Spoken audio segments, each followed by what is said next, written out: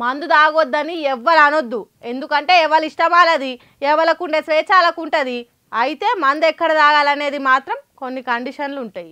Wine షాప్ల పక్కకు permit రూములు ఉంటాయి, నిలబడి ఎట్లనో అట్లా తిప్పలబడి తాగాలి. బార్ షాప్లలో అట్లా కాదు, కూర్చొనికే కుర్చీలు ఉంటాయి. అదే రెస్టారెంట్లలో తాగకుండా తిండి కూడా తినొచ్చు. ఇవన్నీ కాదంటే ఇంటికి తెచ్చుకొని తాగొచ్చు. ఇన్ని తీర్ల సవలతులు ఉన్నా కానీ ఇగో గీడ కొంతమంది బాడవేగాలు చూడుర్రి ఏడ తాగుతుర్రు. ఏం పేరు తమ్ముడు? నీ పేరే? అని పేరే? ఇదే ఇల్లు అంటే ఏది? స్కూల్ కదా ఇది?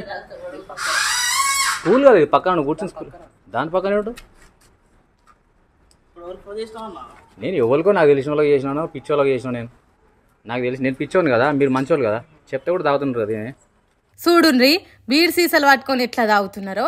ఒక్కడు కూడా 18 ఏళ్ళు దాటినోని తీరగలేరు. సరే తాగినోడే కడతాడు తాళ్ళ పన్ను అన్నట్టు ఎవడు తాగితే వాన ఆరోగ్యమే ఖరాబ్ అవుతుంది. కానీ వీళ్ళకి తాగే తావు ఏన్నో కూడా ఎరుకుండాలే కదా.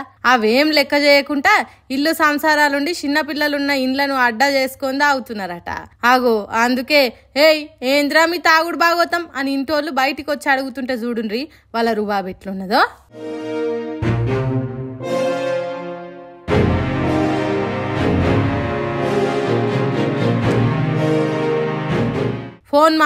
ఫోన్ మాట్లాడు అని చెవు కడబెడుతున్నాడు. వీడు చేసేదేందో సోఖమైన పని అన్నట్టు దానికి ఎవడో తురుంకానికి ఫోన్ చేసి మాట్లాడిస్తే ఆ ఇంటోళ్ళు భయపడి అయ్యా మీరు మందు తాగుండ్రి, మీరు ఎంత గొప్పోలో తెలవక వమ్మన్నాం గాని మీరు ఎంతసేపు అయినా తాగుండ్రి, ఏమైనా చెయ్యుండ్రి, మిమ్మల్ని ఏమనం అనుకుంటారో లేకపోతే తప్పైంది సారీ అని ఇంట్లోకి పోతారో అనుకున్నాడో ఫోన్ మాట్లాడని చెవు కడబెడుతున్నాడు.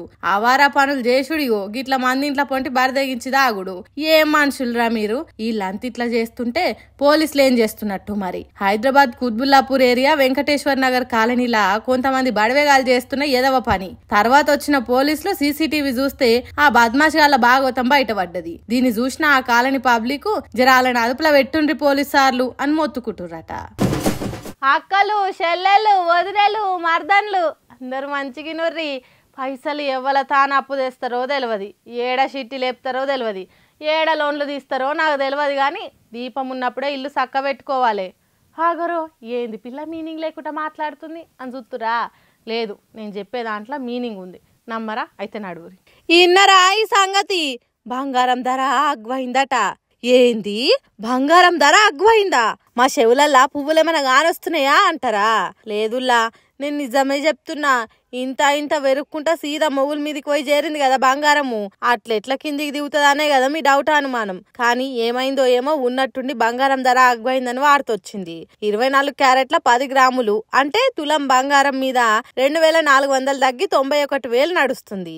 అదే తొవ్వల వెండి కూడా 8,000 దిగి 89,800 అయింది. ఇక 22 క్యారెట్ల 10 గ్రాముల ధర 84,544 రూపాయలుంది. ఇవి ఇంకా అగ్వయ్యే ఛాన్సులు కూడా ఉన్నాయట. ఏందో ఏమో పొర్రి, పెరిగితే ఒక తీరుగా వేలకు వేలే పెరుగుతాయి. కానీ అగ్వైతే మాత్రం 1000-2000 తక్కువ దిగది.